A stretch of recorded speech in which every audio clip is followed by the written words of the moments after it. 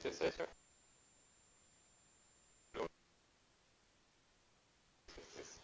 Reading the Bible, First Chronicles, chapter 16, verse 39. 第一歴代史16章23節。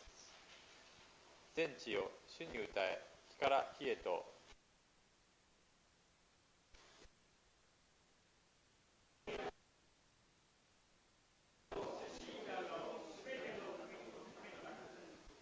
誠に主は大いなる方、大いに賛美されるべき方、すべての神々に勝って恐れられる方だ。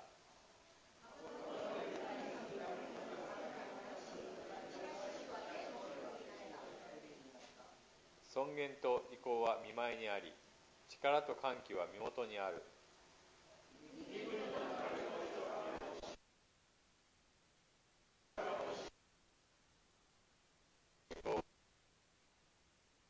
支えて御前に受けて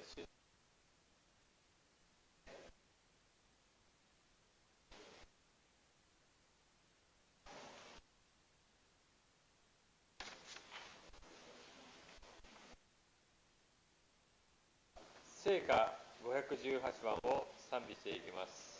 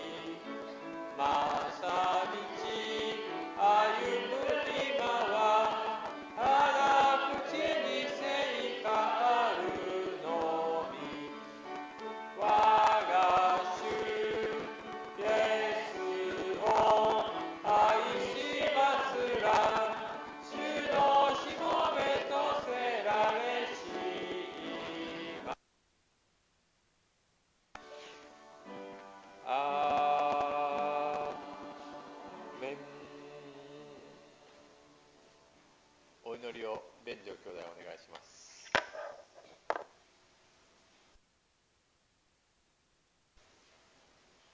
Blessed Sunday po, tayo sa opening prayer. Let's pray. Ama naming Diyos na sa langit, Panginoon, salamat o God sa napakagandang umaga, Panginoon, sa panibagong buhay, Panginoon, na Ikaw ang Ama namin, Panginoon, na siyang dakila sa lahat, Panginoon, ang makapangyarihan sa lahat, Panginoon, ang Panginoon ni Isaac, Jacob, Abraham at ni Isaac, Panginoon. Lord, salamat o God sa umagang ito. Salamat sa buhay na meron kami ngayon, Panginoon. Salamat sa mga kaluluwa na meron dito, Panginoon. Ang mga bago, Panginoon, na siyang idinulog mo, Panginoon, sa lugar na ito. Tunay nga po, Panginoon, na ang kapangyarihan mo, Panginoon, ay malawak higit sa lahat, Panginoon. Lord, salamat kayong patuloy na manguna sa amin, Panginoon, sa umagang ito. Pangunahan mo kami, Panginoon. Ang iyong banal na espiritu ay aming inihikayat, Panginoon, na ikaw patuloy na magbalot sa lugar na ito, Panginoon. Hayaan mo ang lugar na ito ay balutin mo ng iyong banal na dugo. Hayaan mong wag mong hayaan, Panginoon, na ang kaaway, Panginoon, ang siyang magambala, Panginoon, sa lugar na ito. Tulungan mo kami, Panginoon, na ikaw ang maitaas sa bawat buhay ng bawat isa sa amin. Tulungan mo kami, Panginoon, na maunawaan ang iyong mga salita. Hayaan mo, Panginoon, na ituro mo, Panginoon, ang tunay na pamumuhay na naayon, Panginoon, sa iyong kalooban. With us, Panginoon. Empower us, enlighten us, Panginoon. Ikaw ang patuloy na mangusap, manguna, Panginoon. Hayaan mo na ikaw ang maging sentro, Panginoon, ng aming pagsamba, Panginoon, sa umagang ito. Lord, dalangin namin na samahan mo kami hanggang matapos, Panginoon, ng iyong gawain. Patuloy, Lord, na ikaw ang may taas, Panginoon, sa umagang ito, Panginoon. Ang iyong kadakilaan ang siyang manguna sa bawat isa sa amin, Panginoon. At karunungan, Panginoon, na nagmumula sa iyo. Ipaunawa mo, Panginoon. Hayaan mong katagpuin mo, Panginoon, ang bawat espiritu ng bawat isa. Lord, kayo na pong bahala, O God. Patawarin mo rin kami, Panginoon, sa mga kahinaan, kasalanan na patuloy namin nagagawa, Panginoon, na hindi naging kalugod-lugod sa iyo, Panginoon. Ano man yung mga pagkukulang namin, Panginoon, patuloy na punan mo ang mga pagkukulang na nagagawa namin, Panginoon. Patuloy at isa sa amin. Ano man yung mga struggle, Panginoon, na nasa isip namin, mga naranasan namin, Panginoon. Alam namin, Panginoon, na ikaw ang Panginoon nagko-conquer nito, Panginoon. Lord, salamat dahil sabi mo, Panginoon, ikaw ay lagi nasa amin, Panginoon. Lord, tulungan mo rin, Panginoon, ang yung lingkod mo, Panginoon, na siya maghahatid ng yung mga salita, Panginoon, si Pastor Louie, O God. Lord, bless mo siya, Panginoon. Patuloy na ikaw ang maitaas, Panginoon, sa buhay niya. Bigyan mo siya ng knowledge at wisdom na nagmumula sa iyo, Panginoon. Hayaan mo, Panginoon, na yung kadakilaan mo, Panginoon, ang siyang maitaas sa buhay niya, Panginoon. Ibigay mo lahat yung mga pangangailangan niya, Panginoon. Ano man yung mga nararamdaman niya, Panginoon. Lord, ikaw ang patuloy na magbigay kalakasan sa kanya, Panginoon. Hayaan mo, Panginoon, na maging kagamit-gamit siya lagi sa iyong kadakilaan, O God. Salamat, Panginoon, sa buhay niya na binigay mo sa amin, Panginoon, na siyang nagtuturo sa amin, Panginoon, upang lalo namin maintindihan ang iyong nais. Salamat din, Panginoon, sa buhay ni Ma'am Naomi na siyang ginagamit mo para sa suya ko, Panginoon. Hayaan mong gamitin mo siya sa umaga mga Japanese, Panginoon. Lord, patuloy mong siyang bigyan ng kalakasan na nagmumula sa iyo.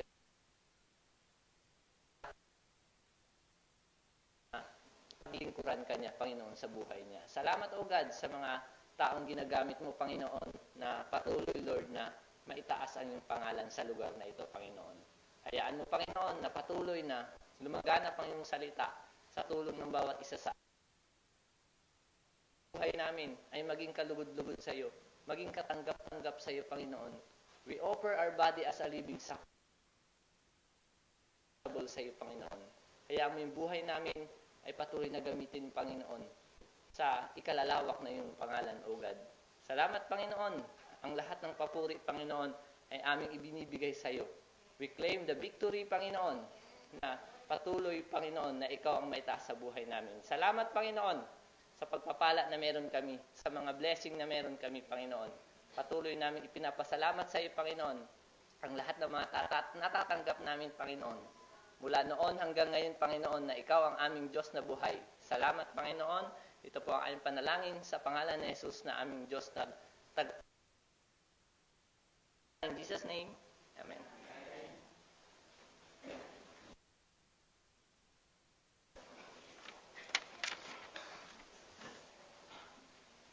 Kami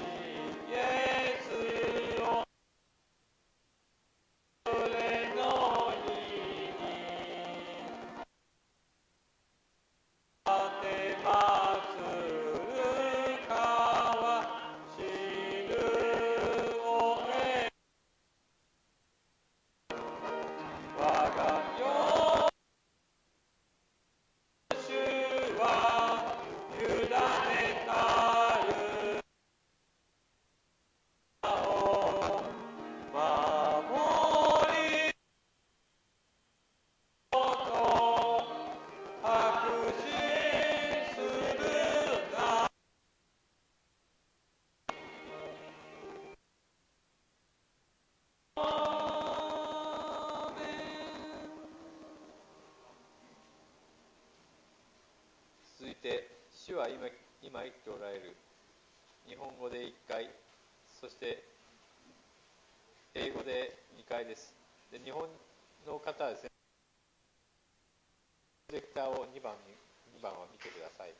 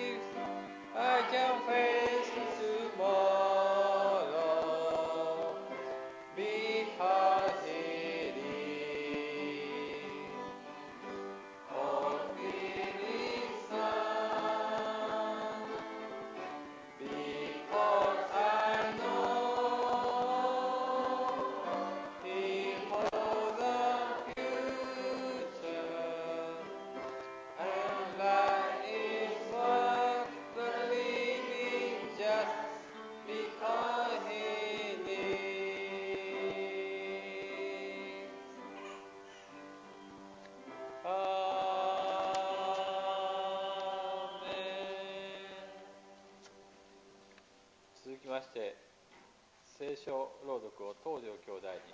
今日の聖書の箇所はローマ書8章1節から3節です。Today's chapter is Romans chapter 8 verse 1 through 3。そして福島村の皆さん、そしてルーイン先生のメッセージです。お願いします。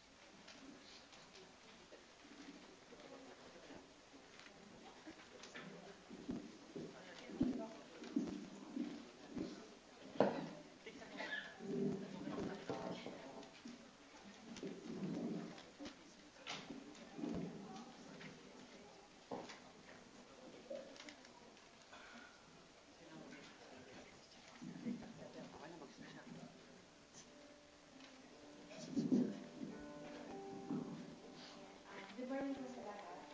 Hindi na po simula sa ating pagpapalit sa maraming mga para matanggal ang ating team. At kalahit ng ating namin po ang pagpapasalamat sa pagpapilihan ng Diyos sa ating mga buhay. Ibabahagi ko po ang nakasaan sa ating sa 26 verse 1 to 2. O magsiari kayo sa Panginoon ng bagong araw. Magsiari kayo sa Panginoon, purihin ninyo ang pangalan niyo. Ihayag ninyo ang kanyang pagligtas sa araw-araw. At inatas at binabalik po namin ang lahat ng pagpulit ang natapasan ng kailangan na ikaw, Jesus, kay aming sa dahilan, ikaw ang aming Diyos na buhay at dakilan. Ang kailangan po ng aming katat, ihahandol na kapanayan at pagpulit ng aming buhay. 皆さんおはようございます。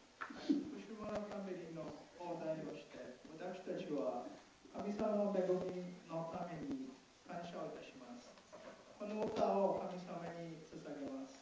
その前に聖書の平信の96、2節を読みたいと思います。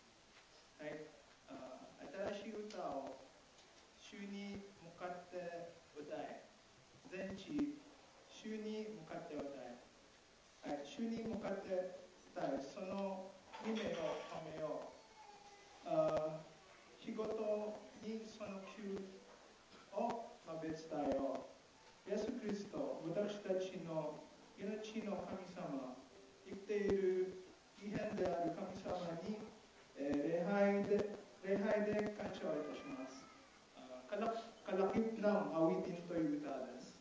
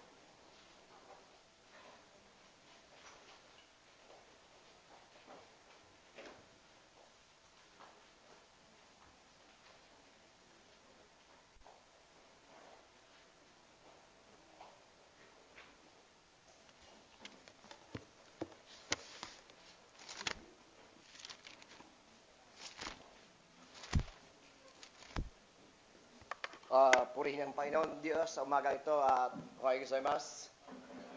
Good morning. Purihin ang Panginoon at nandito po tayo ngayong umaga upang sumamba sa Kanya. So good morning din, Sir Naomi. So, pag-pray po muna tayo. Panginoon Diyos, muli lumalapit kami sa inyo ngayong umaga. Tinatas namin sa iyo, Lord God, ang aming mga buhay. Tanggapin mo ang aming buhay bilang handog sa inyo sa oras na ito.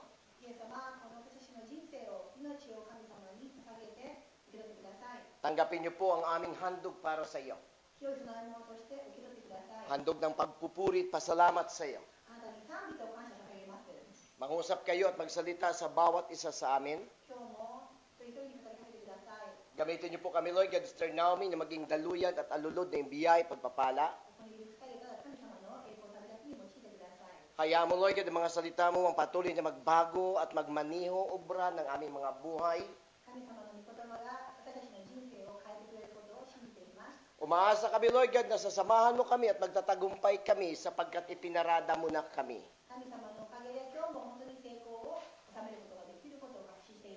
Sa iyo lamang ang mata sa papuri at mata sa parangal, pasalamat sa pangalan ni Jesus. Amen. So, isang magandang umaga po muli sa atin. At purihin ang Diyos. Buhay po bang God? O, tingnan niyo yung katabi mo. So, gano'n kabuti yung God. Amen. So, God is a good God. Amen. Amen. Sa anumang sitwasyon, anumang panahon, anumang pagkakataon, kalusugan, karamdaman, kahirapan o kasaganaan, yung God ay mabuti ang Diyos.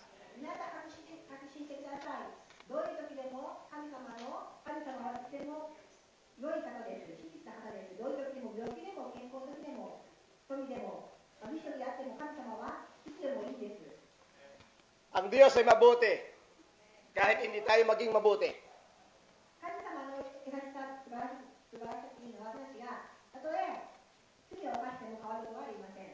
Hindi magbabago yung kabutihan ng God kung hindi tayo naging mabuti.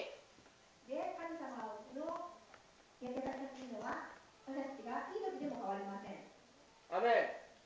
So ating pong pag-usapan ay matagpuan natin sa aklat ng Roma. Chapter 8. Beginning verses 1 to 3. At sabay-sabay po natin buksan ating mga Bible. At sabay-sabay po natin basahin.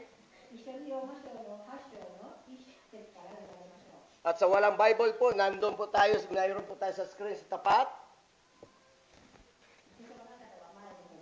Sabay po natin basahin lahat. Kaya nga, hindi kahagulang maparusahan ang mga nakipag-isa kay Kristo Jesus. Verse 2, wala na ako sa ilalim ng batas ng kasalanan at kamatayan, sapagkat pinalaya na ako ng batas ng Espiritong nagbigay buhay, bunga ng pagkipag-isa kay Kristo Jesus. Ginawa ng Diyos ang hindi ginagawa ng kautusan dahil sa likas na kahinaan ng tao. Sinugo niya ang kanyang sariling anak sa anyong taong makasalanan upang magiging handog para sa kasalanan at sa anyong yaon hinatulan niya ang kasalanan. So, siguro nakadalawang beses ko na ito napakinggan kay Pastor King Jo at message ko na rin po ito sa gawain ng Diyos.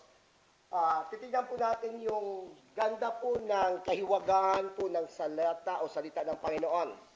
この箇所はすでにケル先生がメッセージをされた箇所でもありますし、私もこの箇所を1回メッセージしたことがありますけれども、さらに皆さん、本当に神様にこれは奥深い真理がありますので、今日も皆さんでもう1回学びたいと思っています。 At yung ating pong pinaka-context o tema na pag-uusapan ay ayun po sa harap. Pagibasa, we are justified by the grace, not by the law. Amen. 私たちは立法にではなく、神様の恵みによってすでに義とされましたというテーマです。So tayo daw po inaring ganap ng Diyos ayon sa biyaya ng God. At hindi dahil pagsunod sa kautusan. 私たちは立法を守ったから、立法を全うしたから、義人とされたわけではありません。神様の恵みがあるからこそ私は義人とされたのです。 So alam po natin yung inaring ganap, no? 義人とされた。わかりますか？義人とされました。 Inaring ganap, pinawalang sala. Okay? もう解放してくださって。 Pag sinasabing inaring ganap, pinawalang sala, ito yung ibig sabihin. どういうことですかね？ Wala kang ginawa. あなた何もしていません。 Binigyan ka niya ng kalayaan at pinatawad sa lahat ng kasalanan. あなたは自分の罪を償うもの何一つしてきません。していません。でも神様の恵みによってあなたは自由になれたのです。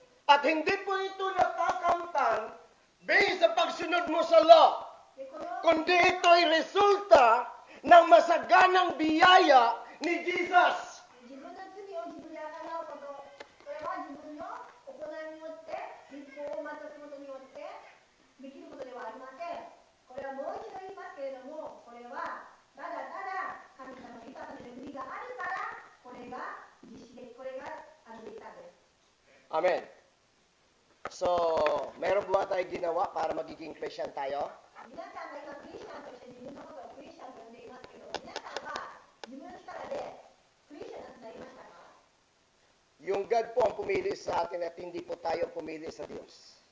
神様が皆さんを自分の子供として引き寄せてくださったんですよ。自分の力自分で選択したわけではありませんよ。 Hindi si pastor, hindi ang leader ng church na nagdala sa iyo sa church, kundi si Kristo ang nagpadala sa iyo sa church na ito. 先生が先生や牧師、いろんな教会が皆さんここにおいでって呼んだではありません。それはイエス・キリストがあなたを選んでくださって選んでくださったからですね。 Kaya lahat tayo tinawag ng Diyos, hindi dahil mabuti ka. Tinawag tayo ng God kasi mabuti yung God. だからもう一度言います。皆さんが優しいから、素晴らしいからここにいるんじゃないんですよ。神様の豊かな恵み、憐れみがあなたにあったから、あなたを憐れんでくださったから、あなたを呼んでくださったんです。 Ang kaligtasan ay biyaya ng Diyos. この救いというのも神様からの豊かな恵みの、 Ang kapatawaran ay biyaya ng Diyos. そして罪許されるのも神様の恵みなんです。 Ang pag-aring ganap sa atin ay biyaya ng Diyos. 神の子供として導されるのは、 Ang blessing ay biyaya ng Diyos. 祝福も神様からのものです。 Yung healing ay biyaya ng God. 病気が出されるのも神様のものです。 It is only by the grace of Jesus, 皆さんは全て今、 not by the law. 今皆さんが本当にいろんな祝福をいろんな病気をされてやられたりされているのも、全て自分がやったからではなく、神様が神様的な愛による成果なんですね。 Amen. いいですか？ So, hindi po ako galit. 怒ってませんけれども、 Ganito lang yung mukha ko. こういう顔ですと。 Amen. いいですか？ So, kaya kailangan pag nag-message ka ako susunod, hihingi magpasama ako kay Pastor Kinjo. Bibili kami ng mukha ni Leonardo DiCaprio. 仮面を買いますね。このお面を買った方がいいですかね、私は。 Okay, para kakoy. お面を買ってメッセージした方がいいのかと思う時ありますけども。 Okay ba, unahin muna natin yung yung verse 2, no? じゃあ今からもう一度第一節から話したいと思います。 Amen. いいですか？ So, kamusta po tayo? 皆さん準備はいいですか？準備はいいですか？ God is good 神様は素晴らしいんですね。 all the time. いつでも素晴らしいですね。 So, purihin ang God. 神様に交換します。 Walang doubt, yung God mabuti. 疑わないでください。疑うことをないようにしてください。神様はいつでもどういう時でも頼れる本当に素晴らしい生きた方ですよと。 Sabi ko, napakabuti ng God. 私はいつもそう思ってます。 Siguro, 2 taon na o magtatatlong taon, 2年か3年前ですけども、 sinabi po sa asawa ko na yung anak kong panganay hindi makaabot ng kuko hanggang kuko lang daw. 私はある人にあなたの子供なんて高校なんか行けないよと言われました。 Pero ang God ay magto 2 years na yung anak ko sa kuko. でもおかげさまでもう私の長男は高校2年生になりました。 Amazing talaga yung God. 神様は本当に驚くばかりの技 Nung opening day ng school nila para sa kapatid niyang si Zoe, そしてあと今年ドビー君たちの君の ay nagbigay siya ng kanyang card na galing sa school.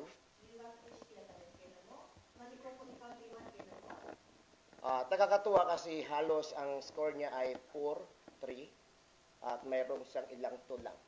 そして実は彼が成績表を渡してくださったんですね。そしたら驚きました。彼の成績はほとんど3回4だったんですね。2はなかったんですね。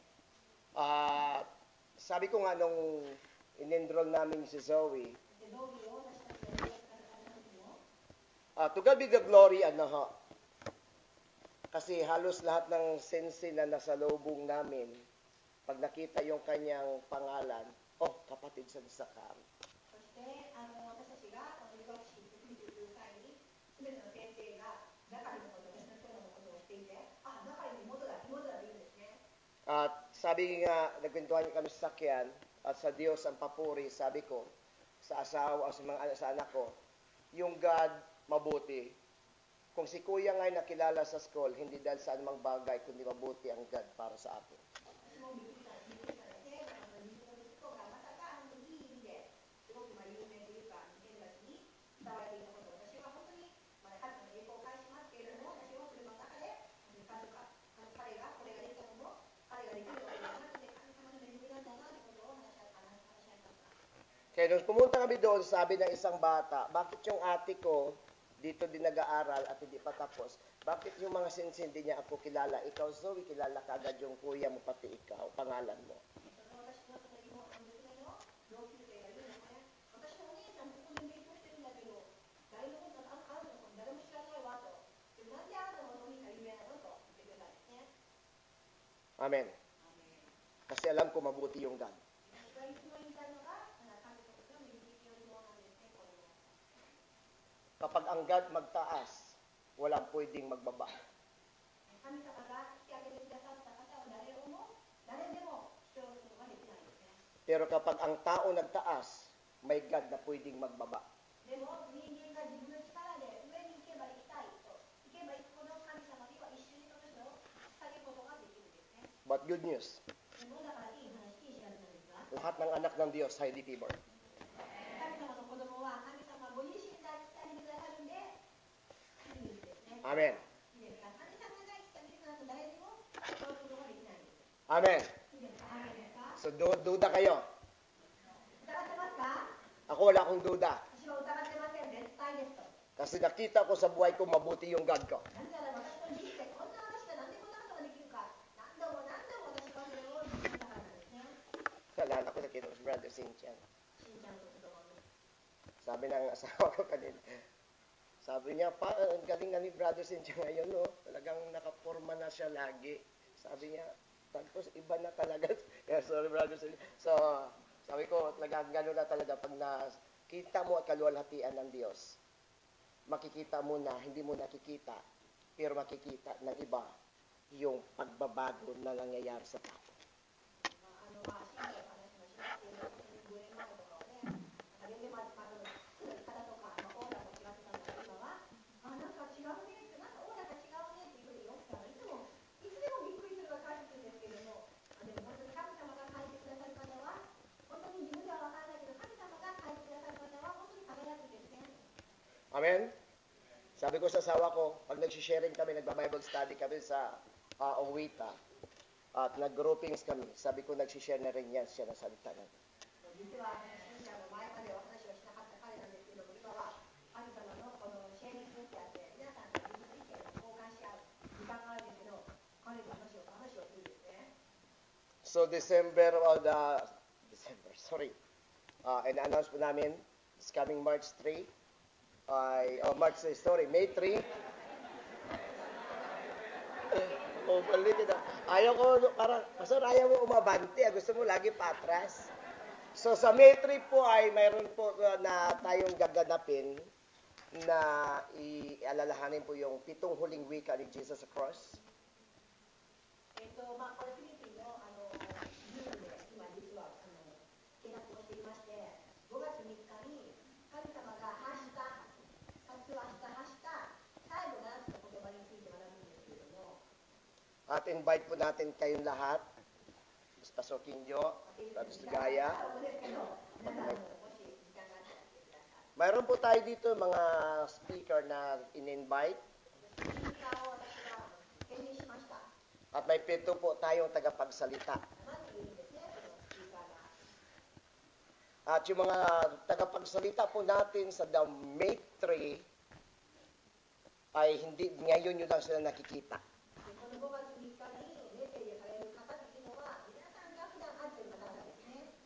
So mayroong 7 wika si Jesus Christ sa cross. Amen?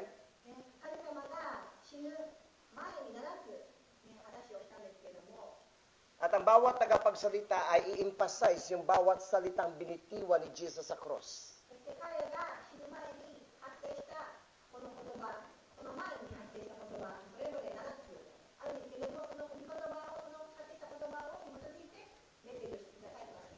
Ipagpipray niyo po yung mga taong ito.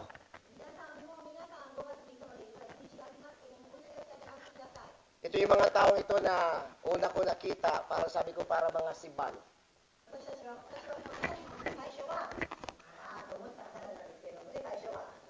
Para mga walang, kung titingnan mo para mga walang pakialam.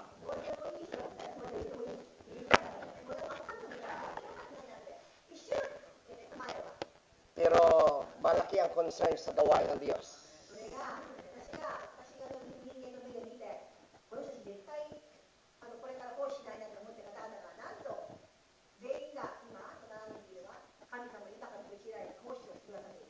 At kung gusto niyo sila mapakinggan,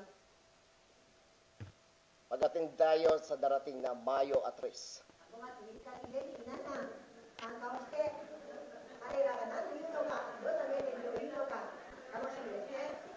Wala po ako doon, hindi po ako magsasalita. Sila magsasalita.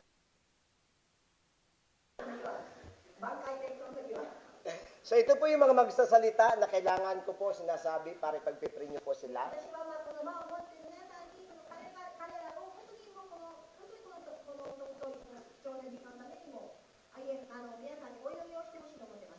Si Brother Gold. Si Brother Binjo. Si Brother Peter. Si Kuya Ben. Si Brother Doki. Si Zakari. At nag-iisang babae. At ang nag-iisang babae sa buhay ko.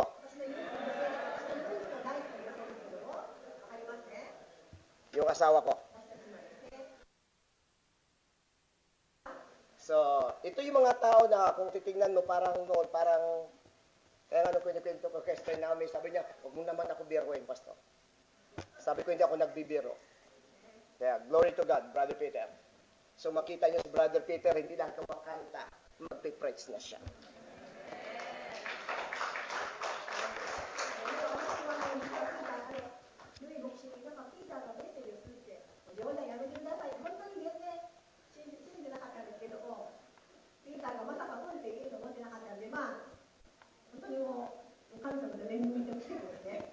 Amen.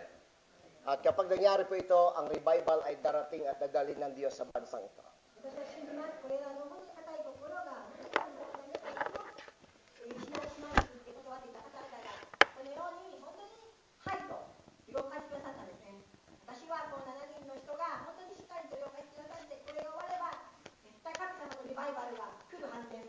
So hindi po ako nag-invite sa ibang church.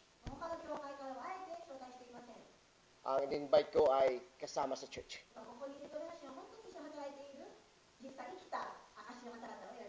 Kaya kung maka-attend si Pastor Kinjo, uupo kami at magkakape lang. Amen. So, sa kanila naman yon. So, mahalabang introduction. Kaya matagal tayo matatapos ngayon.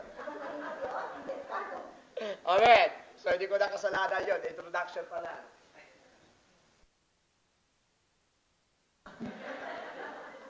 Okay lang tayo? So, basahin natin yung verse to. Start.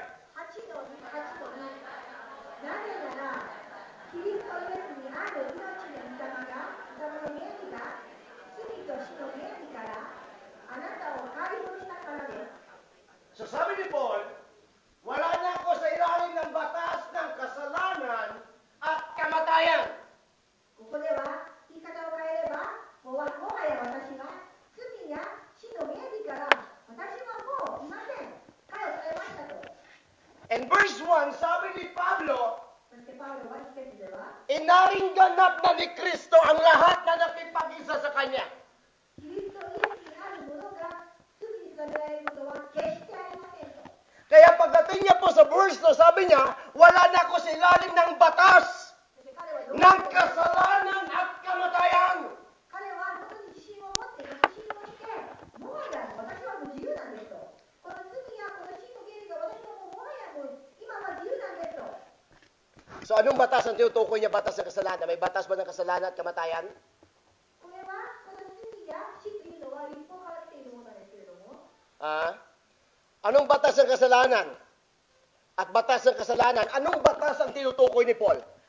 その立法があるから罪と死があるんですけれども、何を言っていますか彼は。 Yung tinutukoy ni Paul ay walang iba, kundi yung kautusan na binigay ng God kay Moises. これパウロが言っているのは実はこの10回この立法というのはこの立法があれば罪と死が皆さんになりますけれども、 According to Apostle Paul in chapter 7, ngunit ang kautusan ang pumukaw sa atin upang malaman yung masama at mabuti. パウロは7章では言ってましたねと。実際はこの立法をこの消すために彼はそうではない。どういうふうな使われあって、この立法によって私はこのいいことも悪いことも分かるんですよと。 Ang kautusan binigay ng Diyos sa mga Israelite, hindi kasama ang mga Hentel. ここはもう一度言いますけれども、この立法はとても大事なものであって、私たちを罪と死から回復する本当はそもそも立法なんですけれども、これはイスラエル人に神様が与えたものだったんですね。 Pag pinag-usapan ng kautusan, si Pablo hindi mo maiwan at hindi mo matatalo. そしてこのイスラエル人がこの立法に話をしたら、もうパウロが一番のもうこの権力のある人というか、彼が価値に与えている方だったんですね。 Amen. いいですか？ Sabi ni Paul, kung Hudyo yung pag-usapan, Hudyo din ako. Kung batas yung pag-uusapan, sumusunod din ako sa batas. ユダヤ人のイスラエルに与えられた神様からのいろんな特権、それは彼が本当に一番先に得れる権があったんですね。得れる特権があったんですよ。そしていろんなこの立法を全うすることについても、彼は立法を全て全うできるようなこの行いを彼はすでにしていた彼なんですけれども、彼がこのことを言うんですよ。 Kaya ang sabi niya sa verse 1 ng chapter 8, hindi nahahatulang maparusahan ang nakipag-isa kay Kristo. 彼は本来ならば、その立法について自分がどの活動があっても、その第一番になれできる、逃れることができるような方だと言ってもいいとは過言ではありませんけれども、でも彼が言うんですよ。キリストイエスにあるものが罪になることは決してありませんと。 Ang kautusan mabuti. 立法は悪いものではありません。 According to Apostle Paul in the book of Romans chapter 7. でこれが学びましたら、立法は悪いものではありませんので、これを学びましたね。 Pero wala nakatusunod sa kautusan kahit isa. でたらめのものでもありません、立法は。でも立法を全うすることが誰にもできないということも皆さん分かってますよね。 But ang kautusan ay nagresulta na ang tao namulat sa kasalanan. そしてこの立法によって人間は自分の罪っていうのが分かるようになるんです。もし立法がなかったら皆さん本当にバラバラもいろんな殺人したりも立法がなかったら良いことも悪いことも皆さん見分けがつかないんですよ、人間として。 Paul in-emphasize niya ang kautusan bago binigay ng God kay Moses, nandun na yung kasalanan during the time of Adan at Eva. だからもう一度言いますけども、立法ができたから良いことも悪いこともできたようなんですよ。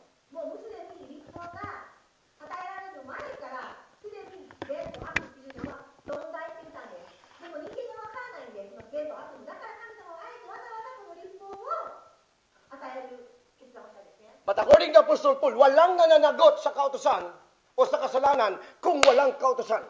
だからあえてこの立法でもパウロが言ってるのはこの立法を本当にもし全うできないからってその死ぬとかそういうことを言ってるのではありません。 Law demand righteousness. Amen. そしてでも立法を行おうとすればするほど皆さんは疑心となっていくはずなんですけれども、 But grace provide righteousness. でも先ほども申し上げましたけれども、この立法を皆さんが本当にこればっかりを見て立法に全うするってことができなと思ってもできませんので、結局はここに言いたいのは立法でも全うできませんので、イエス様のこの義になるためにはイエスしかいないんですね。 Yung cross ay symbolize ng grace of Jesus. でこの十字架があるの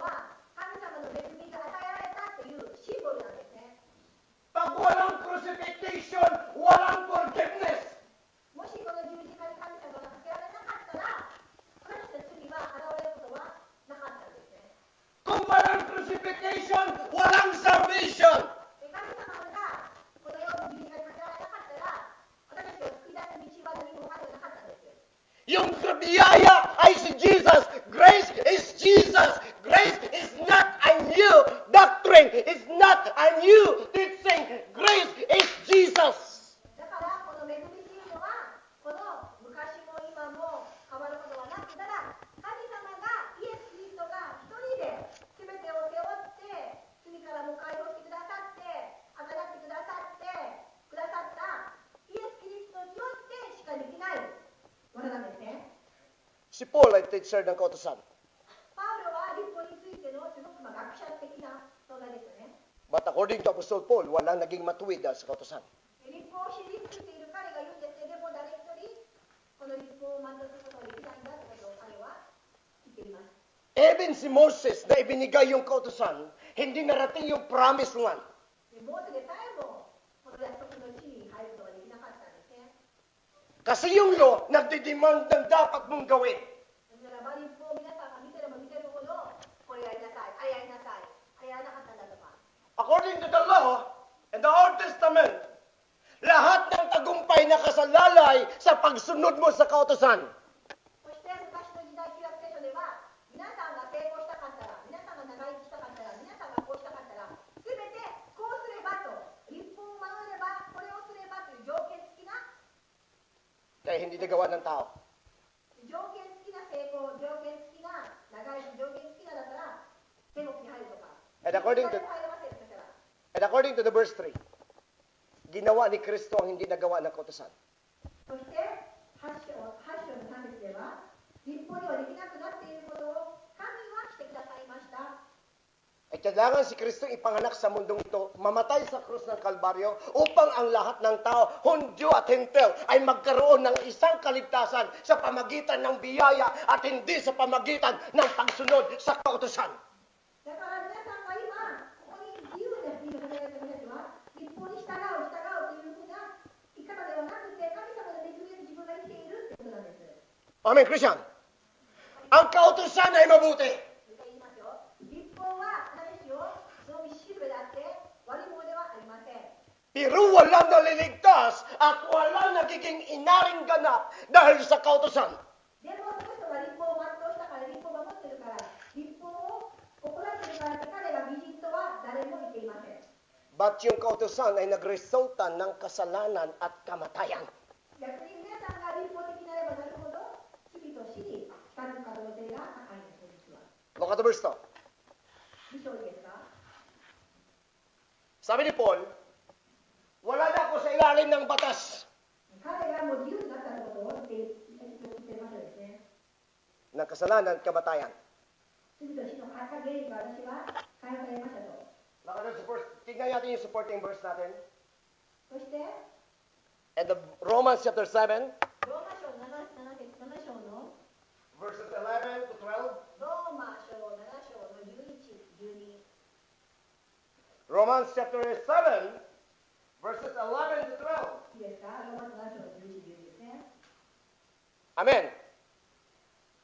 Handa, okay na tayo? Handa na? 皆さん、いいですかBasahin natin yung verse 11. ？7章の11、読み上げます。そ Start. れは、戒めによって死から捕らえられた罪が私を欺き、戒めによって私を殺したからです。 So sabi ni Paul in the verse 2, wala na ako sa ilalim ng batas ng kamatayan o kasalanan at kamatayan. So anong tinutukoy niya batas ng kasalanan at kamatayan? Tinutukoy niya yung law. あれは私は自由になって解放されたと言いましたけれども、 Amen. And according to Apostle Paul in Romans 7, verse 11, sabi ni Paul, sapagkat tinasangkapan ng kasalanan. Alam niyo yung kasangkapan, no? Ginamit. Ginamit ng kasalanan, ang alin? Yung kautusan. 昔ここでは皆さんちょっと矛盾しているかのように思われますけれども、ここでは戒めによって世界を捉えられた罪が私を欺き、戒めによって私を殺したからです。Naintindihan natin. わかりますか？これは逆にこの罪が立法があって彼が罪に決められた。 So paano, Pastor, ginamit ng kasalanan ng kautusan? だから立法的になるということは、実は立法的になって立法に皆さんがとどま Ito na po ang pinakasimple lang na pag-explain about sa law これは at pagkasalanan. 日本語に説明をしますと、 Pag walang kautusan, pag walang batas, walang kasalanan at walang paglabag. もし立法がなかったら、法律がなかったら、皆さんどんなことをしてもいいです。誰も捕まりませんので、もし法律がなかったら日本でいい。 Intindihan niyo ako? わかりますよね。法律がなかったら何でも自由にしようですよね。 Lagi ko hinahalimbawa ang Japan. いつも言いますけど、例えば日本ですね。 Kung walang batas na bawal ang magnanakaw sa Japan, もしその盗みが、ね、 walang karapatan ang Japanese government na ihuli at ikulong ang magnanakaw. Kasi walang batas against sa magnanakaw. もしこの日本の罪で、窃盗が、盗みが、泥棒がとかが、捕まることがない。これが、罪として、この国が認めてなくて、立法を作らなければ、どうなりますかね、この国は。 Kung walang kautusan laban sa pagpatay, walang mamamatay tao ang managot sa hukuman kasi walang batas against sa pagpatay. その殺人もそうですよね。もし皆さんがそのある国で殺人が罰せられない国に行ったら、皆さんどうでしょうか。 Ayon sa batas ng Pilipinas, 日本の法律がされてますけれども、 kapag ang isang minor de edad もし未成年が ay gumawa ng krimen, もし犯罪を起こしたならば、 hindi sila pwedeng managot. それ彼らは捕まることがないんです。 Kailangan sila i-turn over sa DHWD で、HWD という組織に彼らをまずは任せるんですね。 kasi walang batas against sa minor de edad. そしたらフィリピンの未成年には罰せられないんです。 Kaya number one ng mga kalukuhan at gumagawa ng kalukuhan, minor de edad. だからフィリピンでは実は未成年の犯罪者が非常に多いんですね。 Kasi walang kaparusahan ang mga minor de edad. なぜならば未成年であれば彼らは罰せられることがないんです。 Pero kapag may batas na against sa mga minor de edad, depende sa edad, mabawasan yung kriminalidad sa bansang Pilipinas na ang sabwat ay mga minor de edad kapag mayroon ng batas na ipi-implement sa bansang Pilipinas. でもし法律が変わって未成年もそれより罰せられるとしたらきっとフィリピンの犯罪率も減るでしょう。 Intindihan niyo ako? わかりますか。 Pag walang kautusan, walang mananagot. だから法律がある時は誰か必ず罰せられるんです。法律がありきであれば誰か必ずその法律を破ったら誰かが作らなきゃいけない。誰かが絶対にその罪を罰せられないとならない。それはもう規模なんですね。法律があれば必ず罰がある。これは絶対もうセットですよね。 Saan binigay ang kautusan? で、その立法は誰が与えられましたか。 Saan binigay ng God ang kautusan? 誰にこの会社は立法を神様が与えましたか。 Kay Abraham ba o kay Moses? アブラハムですか、モセですか。 Kay Adan ba o kay Moses? アダムですか、モセですか。 Kay Moses dumating yung kautusan. 最初の10回はモーセですよね。モーセ。 Ang unang kautusan na binigay ng God kay Adan. 最初の Amen. アダムに対して神様もある立法、ある法律っていうか命令をされましたが何でしたっけ。 Nag-iisang kautusan na binigay ng God kay Adan. アダムに対しては一つだけお願いっていうか命令をしたはずです、神様は。 At anong kautusan ito? 何ていう命令でしたか、アダムに対して。 Huwag kainin ang puno na nakaalam na mabuti at masama. 知恵の木を飲みかかってはいけない、いけないっていうふうな命令を出しましたね、アダムに対して。 At kinain ni Adan ito ni Eva でもアダムにはもうそれを言いました。 at nagkasala sila ng pag-disobey sa command ng God. 命令があって彼らはそれを従わなかったので彼らは罪を犯すんです。 Nagkaanak si Adan si Eva アダムとエバが子供を授かって、 ng dalawang lalaki at marami pa sa nagyari pero dalawang minensyon ng Bible. Kaya sabi ko, mahabang explanation. Ang nagiging pamilyar na anak na binanggit ng Bible, si Cain, si Abel. カインとアベルでしたね、アダムとエバの子供というのは。 Nasundan niyo po ako. Nabasa niyo si Cain, si Abel. Ano ginawa ni Cain? カインとアベルの話になりますけど、何をしましたか、カインは。 Ano ginawa ni Cain, si Abel? アベルに対して弟をどんなことしましたか。 Pinatay. 殺しましたね。 Tama? Pinatay ni Cain, si Abel. カインはアベルを殺しました、殺人しました。 Ngayon, anong ginawa ng God kay Cain? そして神様は殺人をしたカインに対して神様はど Pinatay din ba siya? 殺されましたか？ Sa law na binigay ng tag kay Moses. モーセに与えられた10回で与えるなら、 Ang sino man na magmura at magsalita ng masama sa kanyang magulang, dapat din siyang mamatay. Ang sino man pumatay, dapat din mamatay.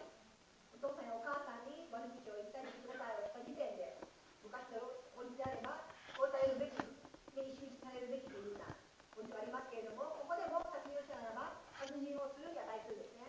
So bakit hindi pinatay si Cain? なんでカインは死ななかったんですか？ Kasi wala pang batas against sa patay o pagpatay. だからここではなんでカインは自分のその兄弟を殺人したにもかかわらず、神様は何も彼に対して罰がなかった。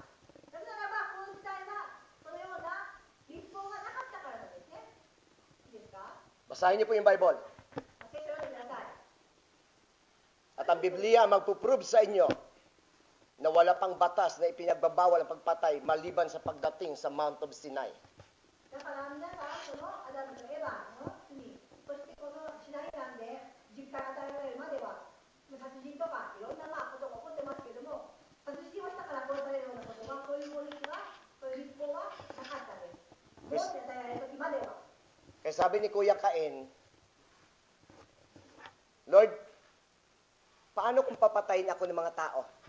でも彼は恐れていたので、彼は神様に対してカインは、神様私は殺されそうになりますと、どうしましょうと。 Sa nagbasa ng Bible, anong sagot ni Yahweh? 神様は何て命令しましたって言いましたか？ Ano ginawa ni Yahweh? Naglagay siya ng tatak sa noo bilang babala na walang pwedeng manakit kay Cain. そして彼は本来ならばカインは自分の兄弟を殺害して殺されるべきというか殺されに判定になるかもしれないんですけども、神様はここに印をつけて彼は守られました。 Kasi walang batas against sa pagpatay, kaya walang pinanagot sa kamatayan. だからその時は立法法律もなかったんで、誰もその彼らの罪を犯したとしても誰も答える、誰もそれを償うことはしなくてよかったです。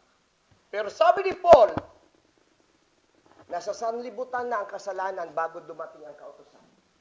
でもポールは言いましたねと。もうすでにその罪っていうのはアダムとエヴァの時代から罪っていうのを存在してきたことを彼は言っています。 Amen. いいですか？ Amen. Ang kasalanan pumasok sa buhay ni Adan at lumaganap sa sangkatauhan. Pero dumating ang kautusan sa buhay ni Moises in the Mount of Sinai. だから罪はすでにもうアダムとエヴァの時から罪はあったんですね。罪はあって、アダムが罪を犯して、その命令を破ったから罪として彼は罪を犯したんですねと。 Pagdating ng kautusan sa Mount of Sinai, hindi pa tapos ang God nag-uusap at saka si Moises, gumawa na ng kalukuhan ang bayang Israel, bumaba ang mga o si Moises at inutusan ng mga Libita na patayin ang mga Israelitang gumawa nito at sa oras na yan ay 3,000 agad ang namatay according to the book of Exodus chapter 32. わかりますか？この立法というのは本当に重たいものであって、この実際に罪はあっても立法があるかないかで全然違う時代ですね。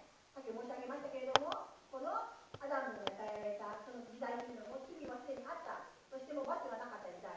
そしてシナイ山でモーセにこの10回与えられた後に彼らは偶像崇拝をしていたがためにその瞬間ですよ。の3000人が殺される羽目になった。この立法ができたからなんですよね、これは。 Amen. Naintindihan niyo po ako? だからこの立法があるかないというのはすごくどれだけ大きなことかということですね。 Nang binaba ang kautusan, hindi pa tapos, may patayan na kaagad. 恐ろしいことに、まだモーセがシナイ山から降りる前、渡された10回が与えられたその前からもうすでにもう3000人を殺されてしまった話があるんですね。 Sa batas natin ngayon, kahit sa anong bansa, anumang batas na ipasa mo sa Kongreso o sa Senado at naaprubahan na ito, implementasyon agad nito. この日本もフィリピンもそうなんですけれども、ある法律が決まったら、みんながいいが悪いが反対しようが、どこの国でも法律が決まって可決されたら、誰にもそれを反対することはできません。立法は法律ですよね。 So So walang mananagot kung walang kautosan.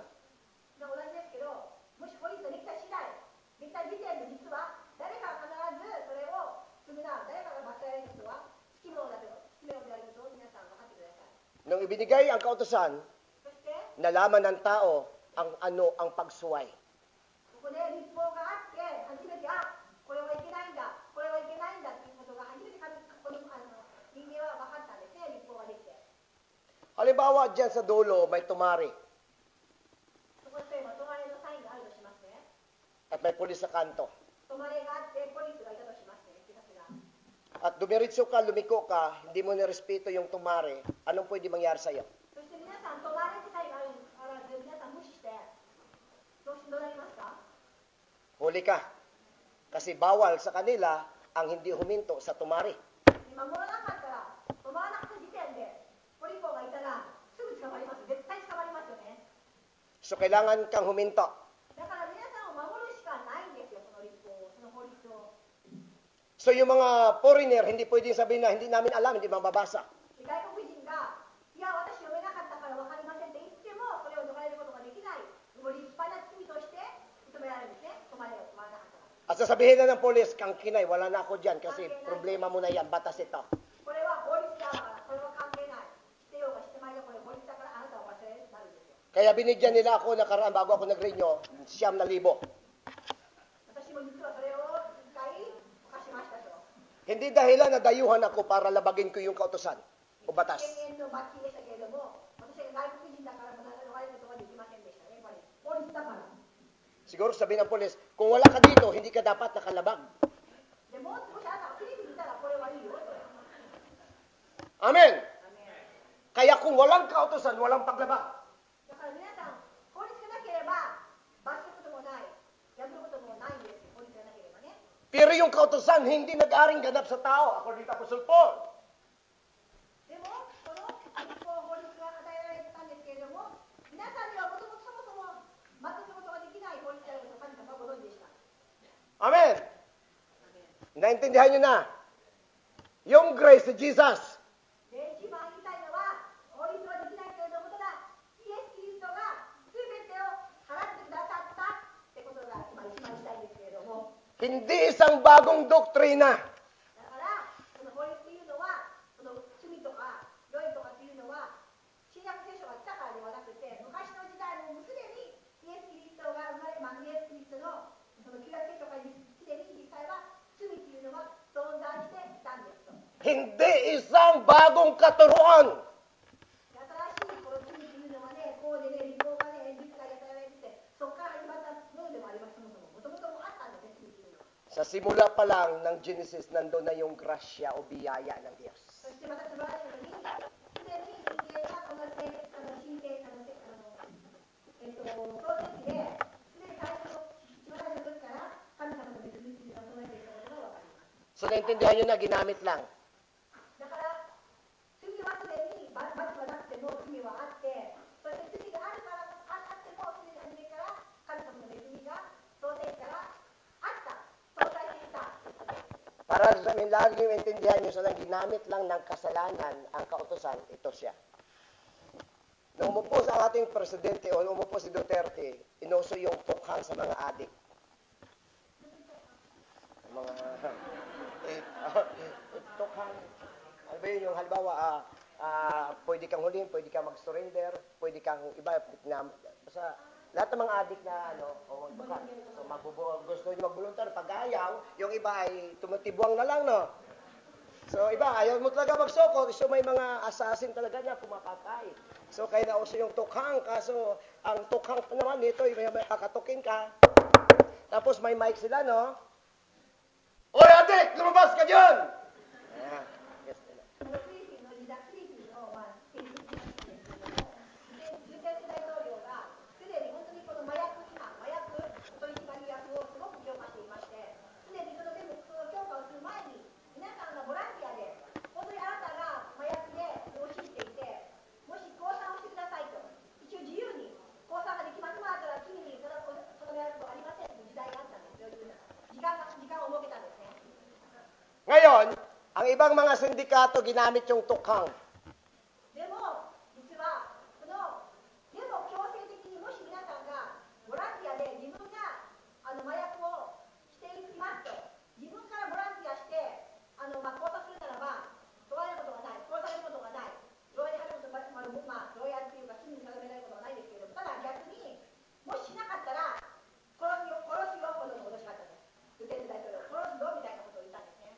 Halimbawa si Brother Mike Adik.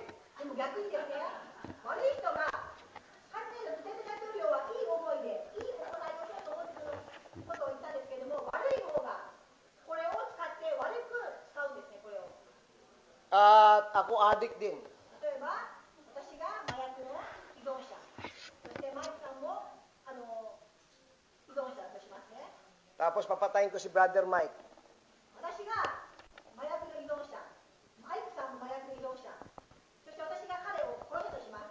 Wala may nakakita sa akin. 私の誰も私のことを見ていません。で、私はマイクさんを殺したんですね。 Sabihin kagad ng mga anti-government, そして反政府の方々は言うんです、こうやって。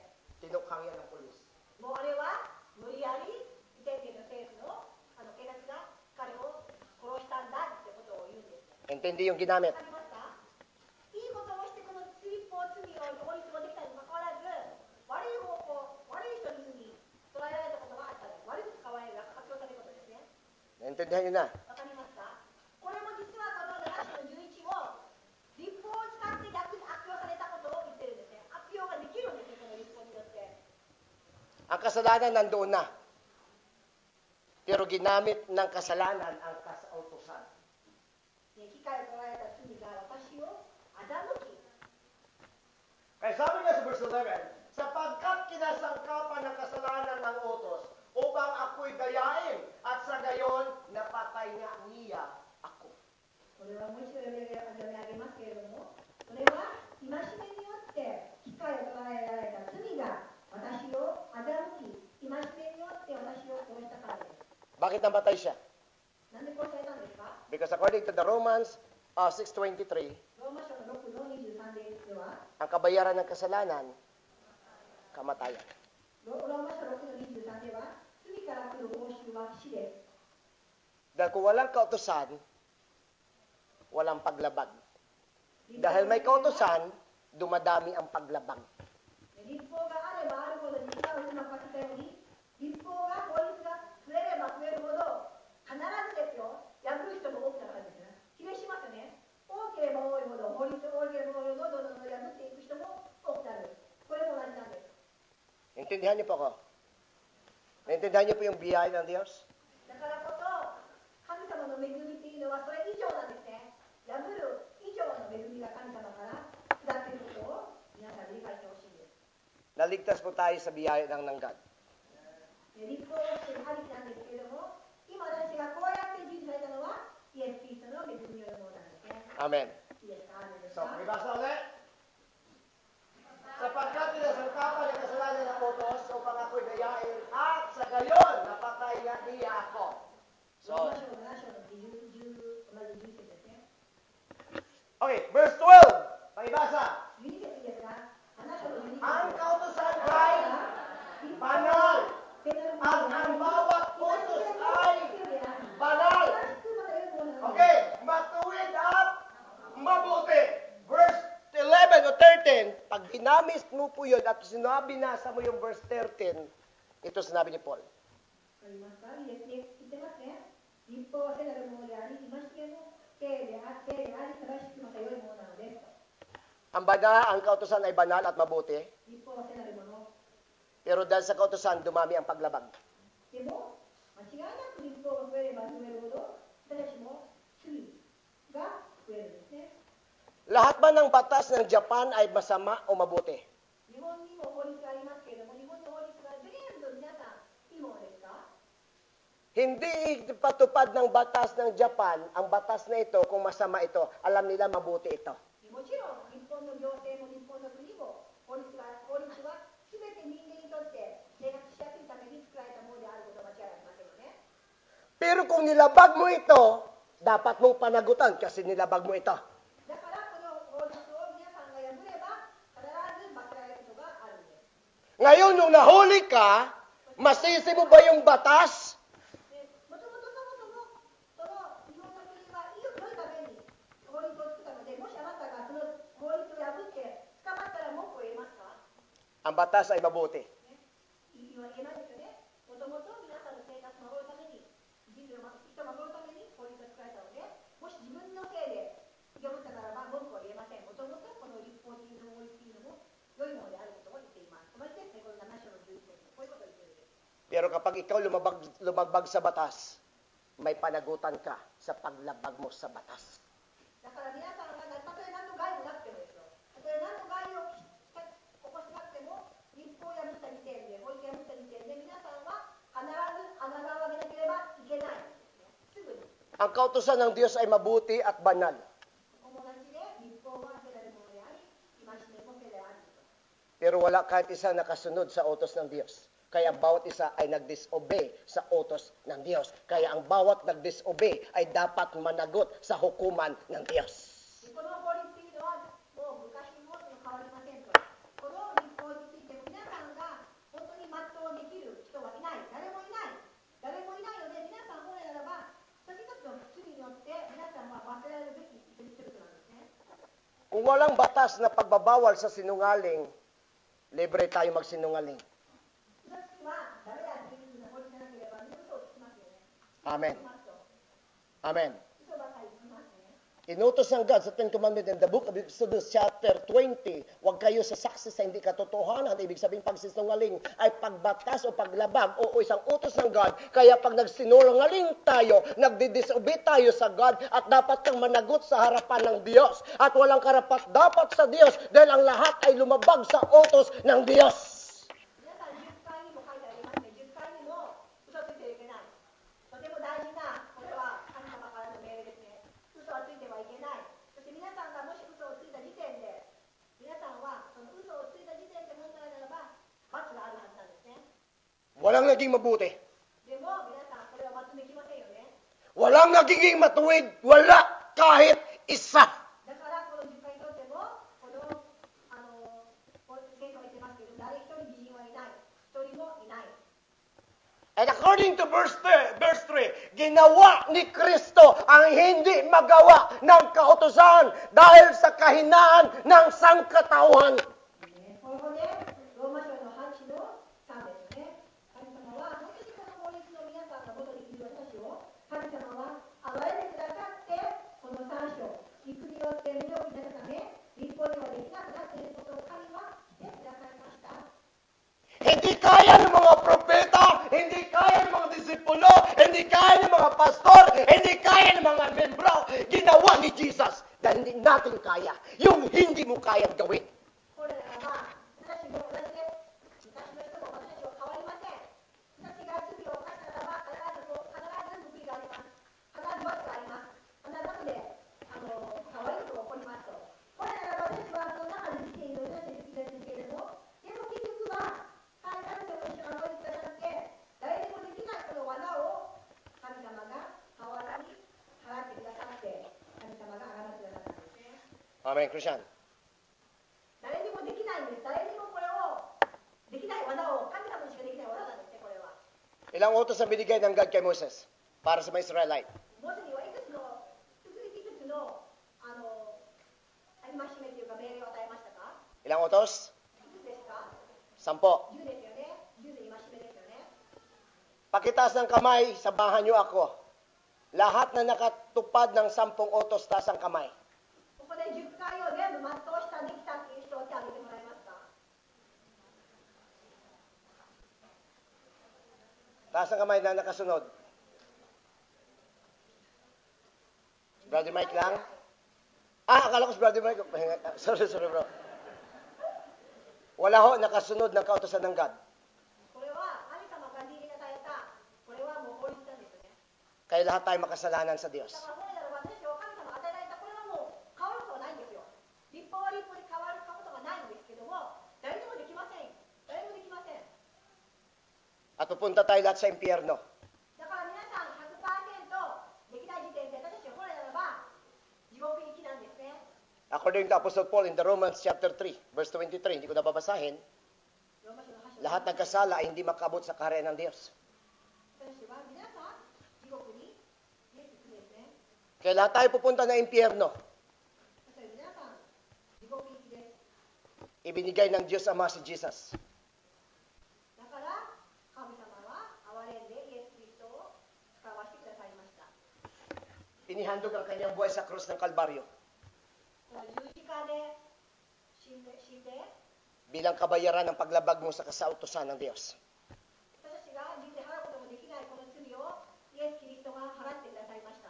Binayaran ni Kristo ang kasalanan natin.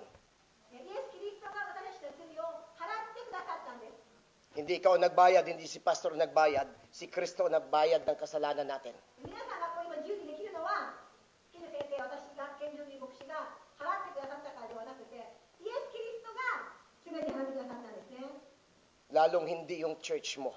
あなたの教会があなたを自由にしたわけでもありません。 Lahat ng bagay kung wala si Kristo, wala tayong kabuluhan. 私たちが今生きているのも、イエス・キリストがしてくださったことによって、私たちは今、自由があって生きていけるんですね。 Kaya pinatawad tayo ng Diyos, niligtas tayo ng Diyos, inaring ganap tayo ng Diyos only by the grace of Jesus. もし皆さんがイエスが私と生きていくならば、なんていう虚しい人生でしょうか。イエス様のいない人生なんてもう地獄に行くしかありませんから。だから私たちが今、こうやって生きていって、本当に自由に、そして将来についても本当にこう、安心できるのは、イエス・キリストがもうすでに全てをしてくださったっていう確信があるからできるんですね。 Amen. アメですか。 Hindi ho sa pagsunod sa kautosan. もう一度言いますけれども、あなたがあの時こういうことをしたからあなたは救われるとか、あなたがこうしたからあなたは将来はいいんだという保証何もありません。 Hindi ka ho gagawa ng mabuti para maligtas ka. 自分を救いたいと思う、自分で私は救いたいんだと思っても、皆さんには自分を救うことは絶対できません。 Dahil ang kaligtasan ay hindi nakukuha sa mabuting gawa. 皆さんの行いによって、その行いによって、神様が判断くださったからというのはより大きいですね。 Gagawa tayo mabuti いくらいいことしたとしても、 kasi niligtas na tayo ng God dahil sa kanyang biyaya para sa atin. 私たちのこういいことをしたと思っても、私たちのいいことを自分を救うこともできないし、もし私たちが今、いいことをしたい、いい人になりたい、愛を与えたいと思うならば、神様の恵みが分かったから皆さんは本当に心からいいことができるんです。自然とできるんです。 Ang salvation ay hindi reward ng iyong mabuting gawa at pagsunod sa kautosan. 皆さんが今日から天国に行けるっていうふうな確信はありますけれども、これは皆さんがいい子だから、日本を守ったから行けるんではありません。 Ang kaligtasan ay resulta sa ginawa ni Kristo sa krus ng Kalbaryo para sa iyo at para sa buhay ko. この私たちが持っているこの手に握っているこの救いっていうのは、永遠の命っていうのは、もうすでにイエス・キリストが払ってくださったから皆さんがこれを握ることができるんですね。 Amen, Christian. アーメンですか。 Kaya hindi dapat tayo maging mayabang. だから皆さんは自分で誇ることないようにしてください。自分がすごいから、自分がいいだ、良いからと誇らないでください。 Hindi ako pwede dapat maging mayabang. 私も牧師として何にも誇れません。 Dahil kinahabagan lang din ako ng 私 Diyos. が牧師できるのは神様の恵みがあったから私は今ここ立てるんですよ。 Amen. アーメンですか。 Amen, Christian. すべて神様の恵みなんです。 Kaya ang utang natin na loob, hindi kanino mang tao, hindi sa church, hindi sa pastor, kundi kay Kristo na nagbigay ng buhay para sa iyo. だから皆さんが本当にありがとう、感謝しますというのは、ケニケニでもなく、ルイ牧師でもなく、双葉教会、大田教会でもなく、イエス・キリスト、ありがとうございますということが一番正しくて正しいですね。 Amen. いいですか。 Kahit may pastor kayo, kahit may church kayo, kung wala namang Kristo, impyerno pa rin kayo. で皆さんが素晴らしい教会があって素晴らしい牧師がいたとしても、皆さんの心の中で神様イエス・キリストを受け入れなければ、皆さん誰にも皆さんの罪を払うことができないんです。皆さん地獄行きなんですよ。イエス・キリストにしか皆さんの罪を払うことはできないんです。 Ang daan ng kaligtasan na tinuturo ng Bible ay hindi ang church, hindi ang denomination, hindi si pastor, but Jesus is the way, the truth, and the life. だから皆さんがこの、私たち聖書で勉強していますけれども、この聖書を暗記したからとかでもなく、この教会がいいからでもなく、ただここで伝えたいのは、ただイエス・キリストは真実な方であること、イエス・キリストだけが本当の道であることを、この聖書が教えているんですね。 Kaya for me, hindi ko pinag-usapan at hindi namin pinag-uusapan kung anong church ka, anong denomination ka. Ang pag-usapan, si Kristo ba yung Lord ng buhay mo? Si Kristo ba ang Savior ng buhay mo? だから私も、他の牧師みたいに、あなたはどの宗教、どの宗派、あなたは何？で私はもう全然その関係ありません。その全然気にしてません。一番大事なこと、あなたはイエス・キリストを信じて受け入れたことですか？これが本当の価値なんですね。 Amen? アメンですか？ So tingnan natin yung Bible natin. In the book of Romans, chapter 4, verse 15. ローマ書の4章の15節いいですか？開いてください。 Okay? Romans chapter 4 verse 15. ローマ書の4章の15節開いてください。 So kung nakita natin, sabay natin basahin para mas maganda. Start! 立法は光を招くものであり、立法のないところには違反もありません。 Hindi po ako may sabi. 私が言ってませんね。これは書いてありますね。 Amen, Christian. 立法を皆さん、 Mga manggagawa ng Diyos, hindi po ako may sabi. Sabi ng Bible, ang kautusan ang nagiging sanhi ng puot ng Diyos. 立法は光を招くものであり、 Amen. Bakit?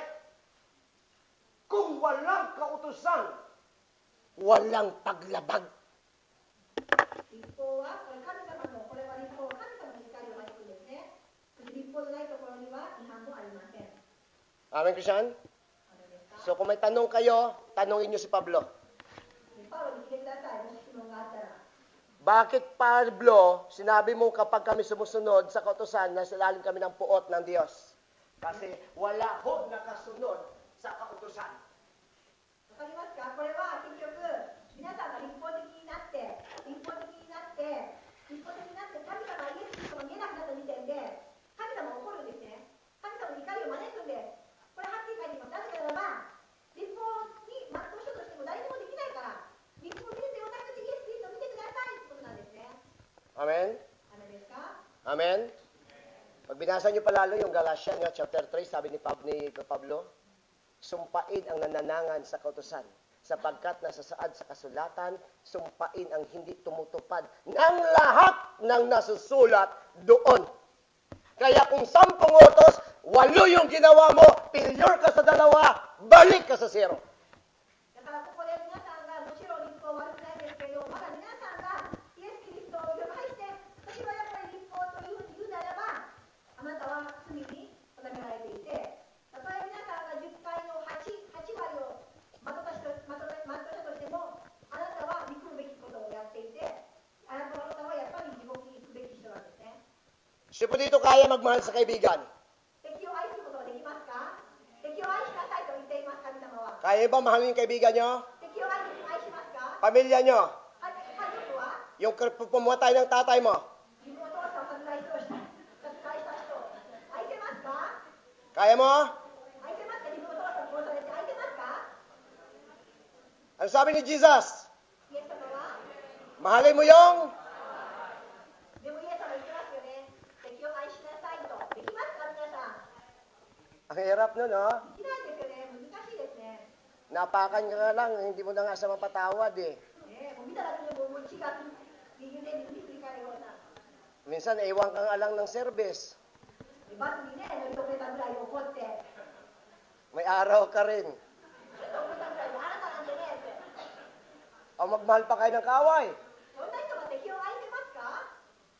Kaya kung hindi mo kayang sumunod sa kautusan, nasa ilalim lang tayo ng puot kasi wala nakatupad at wala nakatugon at nakagawa nito. だから皆さんが立法が本当なんだ、立法が必ずこの守らなければ、罰があると分かっていたらば、皆さんは罪を起こした時点で必ずそれを払ってくださいってなるんですよ、本来ならば。 So ang haba pa nito kasi nasa first point lang pa lang tayo. だからもうこの時間ですね、まだ第1個目の話でした So けれども、 11:35 na. So kung tapusin ko to siguro estimate ko dito mga 1:45. いいですか、11時まで話したらなと思ってますけど、 Kaya ba? いいですか？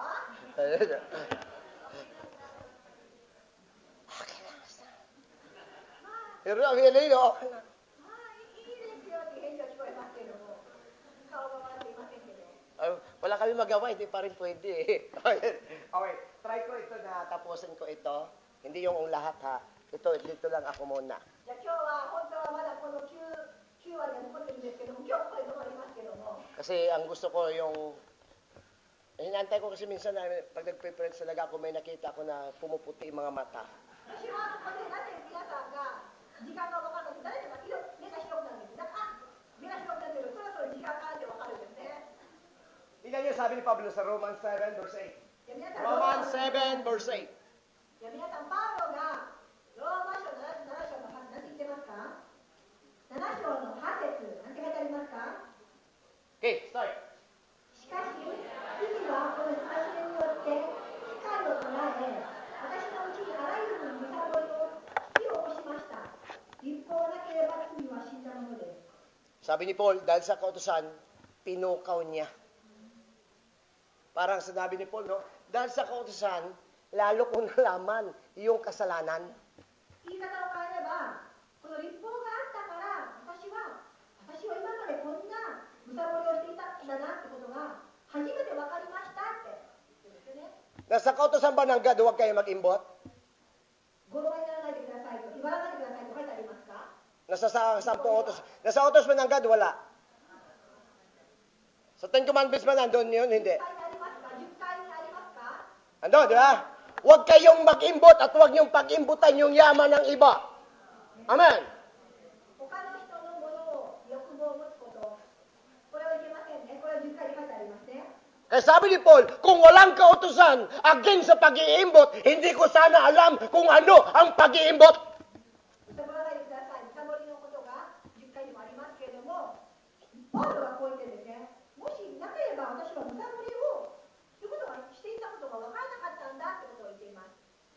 Ang inggit ba nasa utos? 人々妬みをですね、妬み。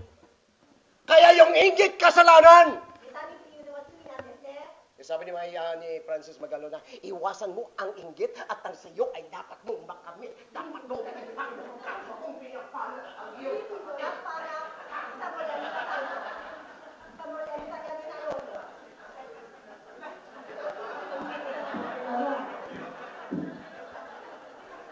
Amen? Hello? Okay lang?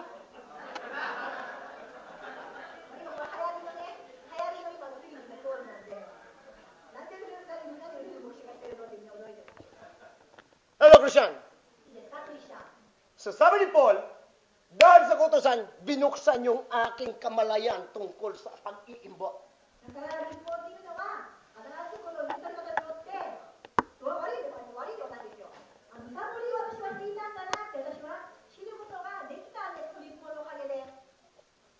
Amen?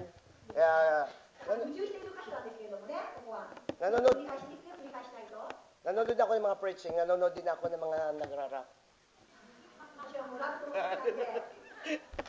Kaya lahat pinapag-alaman ko eh. Ang gusto ko pag-aralan kung paano mag-opera ng tao. At gusto ko sampulan kagad si Bro Maki.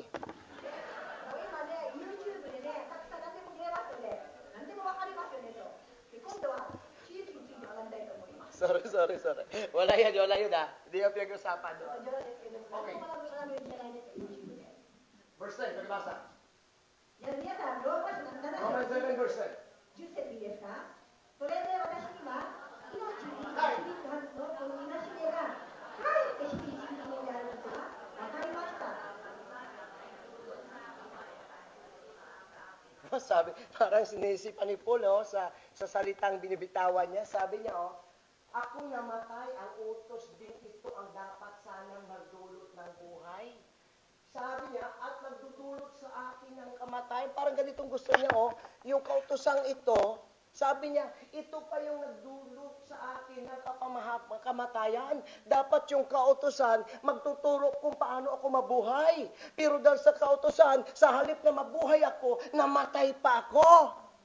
ここ言い方を変えればですね、このパウロが言っていますね。それは戒めによって、それで私には命に導くはずのこの戒めがかえって死に導くものであることが分かりましたと。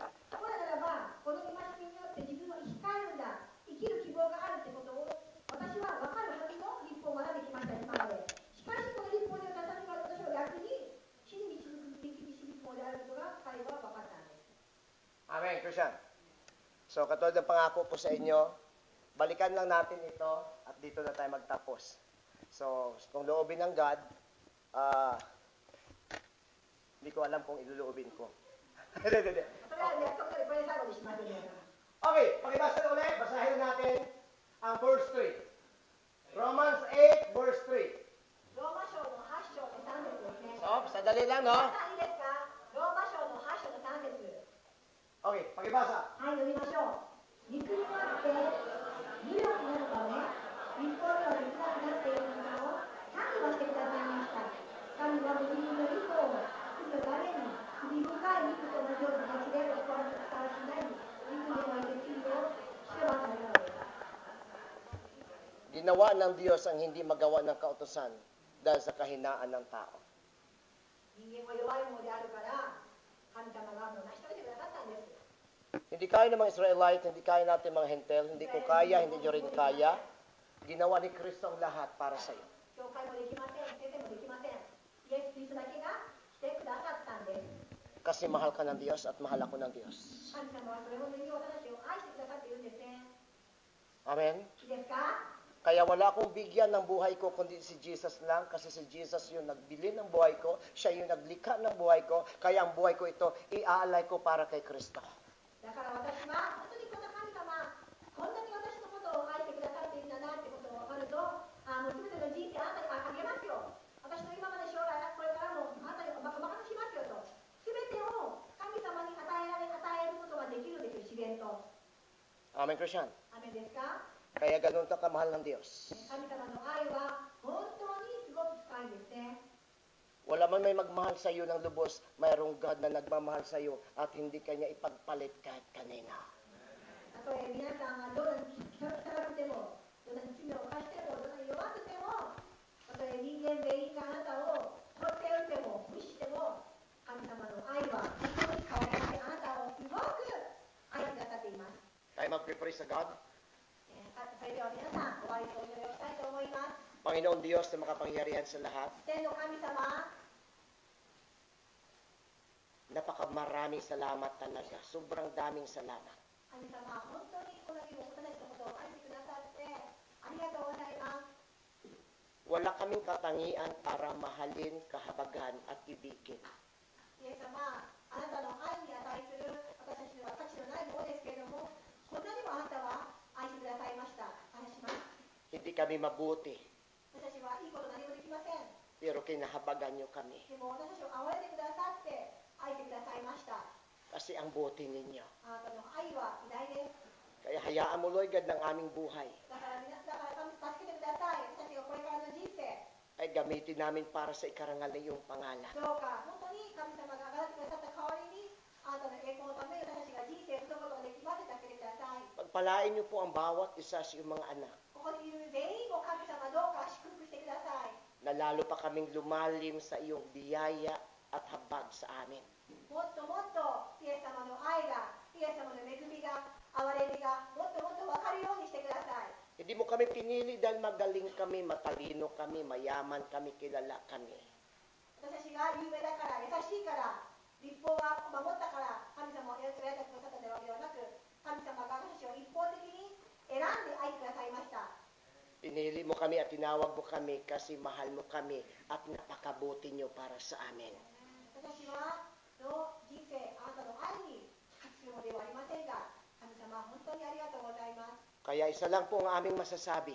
今日は一つのことだけお願いしたいと思います。 Salamat ng marami sa iyo, 本 Panginoon. 当に感謝を感謝です。 Sa pangalan ni 本 Jesus. 当に全てありがとうございます。 アーメン イエスの名前によってお願いいたします。 God bless.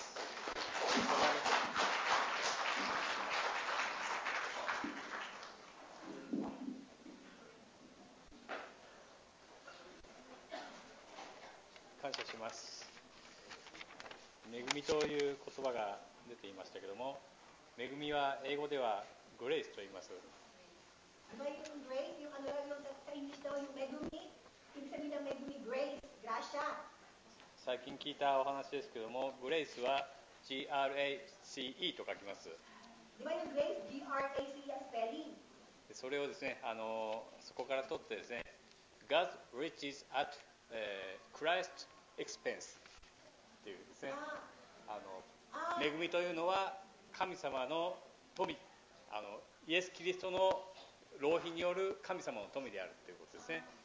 So grace was God riches at Christ Christ expense。 expense. Grace. 英語の分かる方は分かるんですけど、それが恵みです。 God's 私たちは恵みですけども、神様にとってはすごい犠牲が払われている。今週は受難週です。そのことを覚えて来週のイースターを迎えていただきたいと思います。So, ito po, no, nag-prepare na po tayo sa Easter, no? Kumbaga, re-record po natin yung Easter po ngayon. Start na po ng week po ngayon, no? Ng Holy Week po, no? を行っていきましょう。 So, dapat na po tayo sa Lord's Offering. Ano po to, no? Ito pong ating mga gabi, hindi po ito required sa lahat. Kapag naunawaan niyo po yung Yes, Lord, hindi mag-gawin flow tayo, ito po gagawin po natin. Kaya kung hindi po naunawaan, hindi po kayo required magbigay po, no? Salamat po.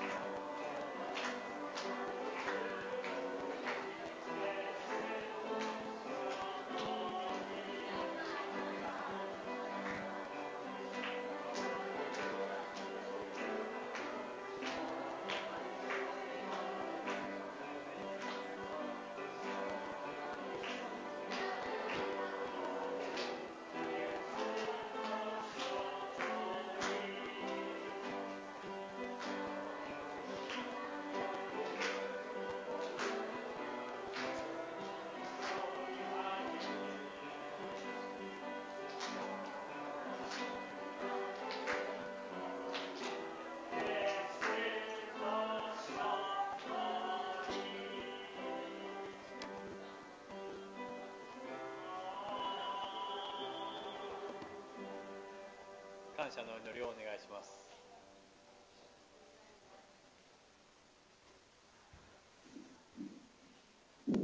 Mag-pray tayo. Panginoon na makapangyarihan sa lahat, muli kami nagpupuri at muli kami nagpapasalamat sa iyo. Nagpapasalamat kami sapagkat napakabuti mo sa aming buhay. Tunay na, Lord God, kung titignan namin ang aming buhay ay hindi sapat upang tawagin ka namin, Panginoon. But salamat, O God, sapagkat hinahabagan ninyo kami at hinaawaan upang magiging inyong anak. Nagpapasalamat kami sa isang pribilehiyo na patuloy namin tinataglay sa aming buhay. Panginoon, nagpapasalamat kami sapagkat kami, O God, ay isa niyong pinili upang magiging iyong anak. Hindi dahil kami mabuti, kundi dahil napakabuti ninyo sa amin. Panginoon, sa umagang ito, nagpapasalamat kami sa iyong mensahero na ginamit sa umagang ito. Nagpapasalamat din kami sa lahat ng mga taong ginamit mo sa umagang ito. Nagpapasalamat kami sapagkat nandyan ang kanilang buhay upang gamitin para sa iyong Panginoon. Pinapasalamatan din po namin ang kaloob na alin-alin po sa umagang ito. Nagpapasalamat kami sapagkat binigyan mo kami ng karapatan upang makapagbalik sa iyong Panginoon. Pagpalain mo, O God, ang nalikom na kaloob upang magamit sa iyong gawain, Panginoon. Ikaw magbalik sa buhay ng bawat isa, Panginoon. At Panginoon, pinagkatiwala namin sa iyo ang aming buhay sapagkat sa sagana ng aming ugat, hindi kami magtatagumpay. But sabi mo sa amin, Lord God, kami nagtagumpay na. Kaya maraming salamat sa lahat ng ito at sa namin pinagkatiwala ang buong isang linggo namin, Panginoon, sapagkat ang aming buhay ay ligtas sapagkat kasama ka namin. Marami pong salamat, lahat ng papuri, lahat ng pagsamba, binabalik ko sa pangalan ni Jesus. Amen.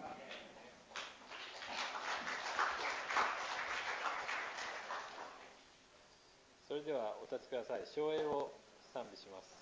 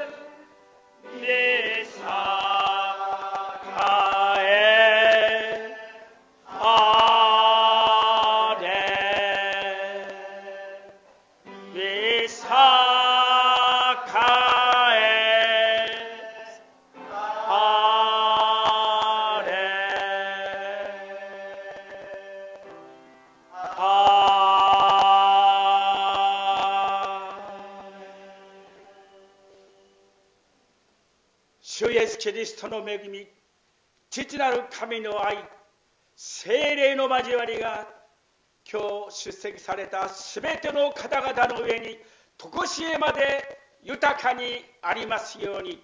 アーメン。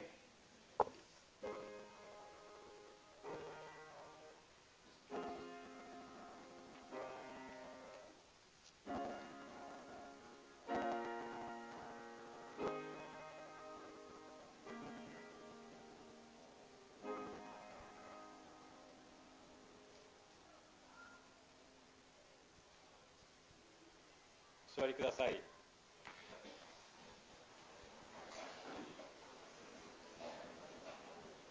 以上をもちまして礼拝のプログラムを終わります。続いてお知らせをさせていただきます。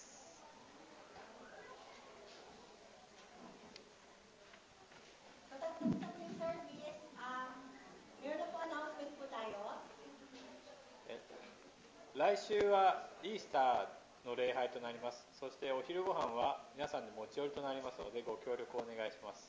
So next week po, meron po tayo special program dahil po Easter po tayo. So balik po, patlak po tayo lahat. Sabay-sabay po tayo kumain po ng lunch next week po. そしていつも第3週の日曜日に掃除を実施しているんですけども、繰り上げて今日実施をしたいと思います。奉仕してくださる方は1時半に食堂にお集まりください。So usually po nag-release po tayo third week of Sunday. Pero ngayon, dahil po meron po tayong special program next week, ay na po tayo mag-release po kung may time po kayo. あと今週木曜日はお祈り会は家庭集会となりますのでよろしくお願いします。 So Bible study po sa bahay please, gaya sa mga Japanese sa Thursday dito class. そして土曜日は青年会がありますのでお願いします。 May youth service po yung mga Japanese Saturday na gabi. はい。では今日初めて教会に見えた方は見えるでしょうか。 So bago po tayo matapos, we would like to welcome yung mga bago po ngayon, yung mga first time po nakapunta po dito sa church. Welcome lang po namin kayo, salamat po kami sa buhay niyo po. お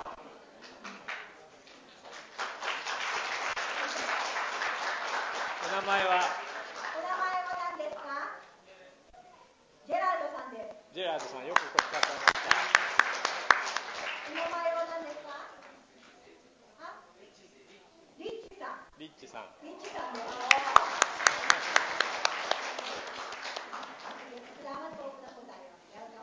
よくお越しくださいました。他にはいらっしゃいますか？そうですね、久しぶりに来た方もですね、見えればまた交わっていきましょう。 Meron din tayo mga久しぶりdaw po ngayon. So, kung may kawan na lang natin mga久しぶりpo ngayon. では以上をもって終わります。ハレルヤ。 Salamat po, haleluya! Haleluya!